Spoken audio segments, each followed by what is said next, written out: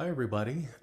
In this video we're going to take a look at how to plot 2D vectors in GeoGebra and then use those vectors to create a parallelogram. So I'm at the GeoGebra main site. I'm going to go up to calculators and then I'm going to choose calculator suite.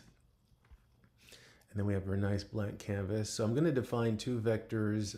The first vector is going to be the vector u. So I'm going to start by typing in its name and then just do u equals. That's how you define things in GeoGebra. And then the command for a vector is a uppercase V and then the word vector. There we go. So vector, and then you have to put stuff in parentheses. So the two things that I'm going to put in parentheses, one is the initial point of the vector, and then the other one is the final point. So where does the vector start? Where does the vector end? The vectors that I'm going to use, the two that I'm going to start with, they will be position vectors, which means they start at the origin. So 0, 0 is the first point. Then I'm going to arrow out of that ordered pair. And then let's do 3, 1. There we go. So that is u, and we can see our vector there. In fact, you can see the name is actually attached to that vector. If you want, you can actually click and drag on that name. So I'll just wait a little bit before doing that. Then let's define a second vector v. Same way, so v equals, and I'm going to type vector. And again, we want to start at the origin because we want these to be position vectors. I need an extra pair of parentheses there. So there. So let's just do, let me clean inside up a little bit. There we go. So 0, 0. And then arrow outside of that. And then let's have this one stop at 2, 4. So let's do another ordered pair. So parentheses. And then 2, 4, and then there's a vector. Well, now it doesn't put the name there until I hit enter. There we go. So let me kind of move the name a little bit.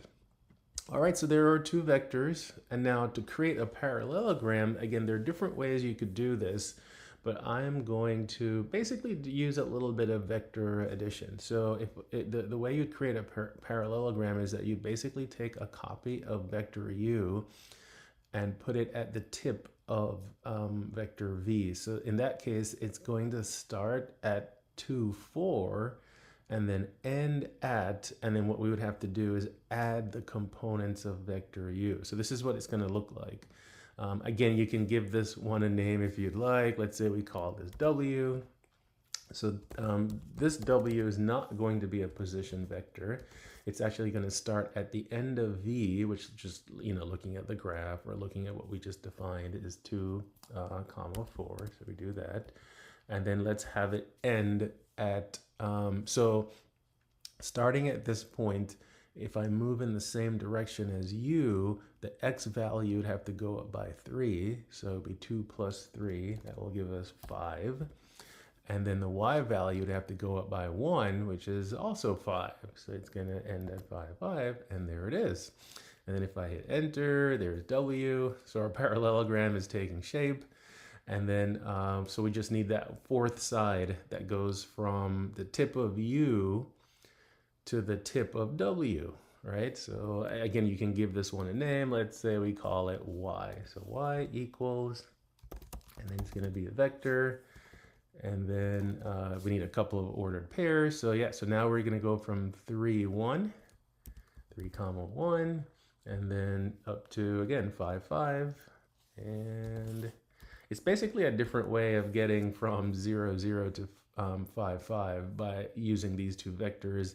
And then let's do enter, and there it is. So I think it used A, but that's fine. Right, there you go. So there's our parallelogram. So we start with the vectors u and v, and then with a little bit of vector algebra, we create this parallelogram.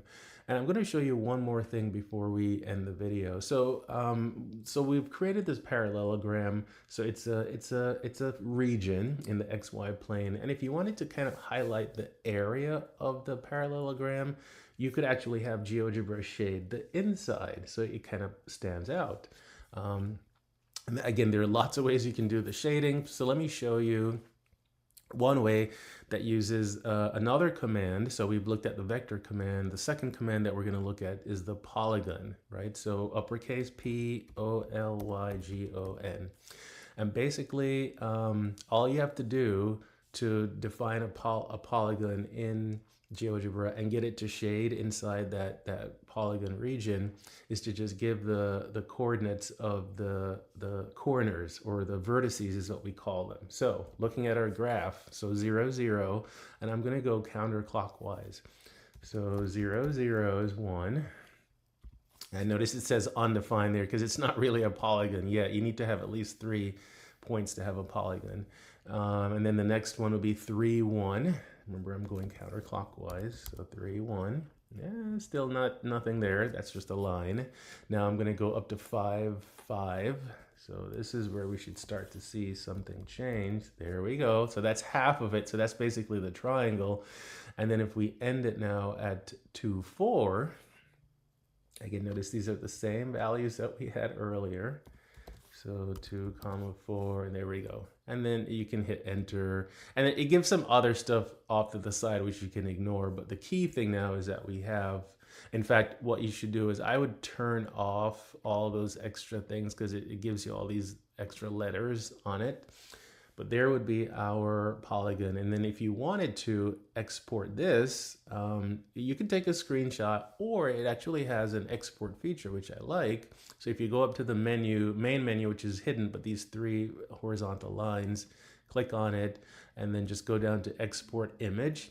It will kind of give you a preview, and this is pretty nice. You know, you can download it. I think it gives you as like a .png file. Or if you wanted, and once you get that file, if you wanted to crop it so that you don't have so much empty space, or you could adjust the window here in GeoGebra. So there, you have a lot of options here, but that's how you would use GeoGebra to define 2 vectors, then the parallelogram, and then if you wanted to spice it up a little bit, add some shading using the polygon function. I hope you found this useful, and I'll see you in the next video.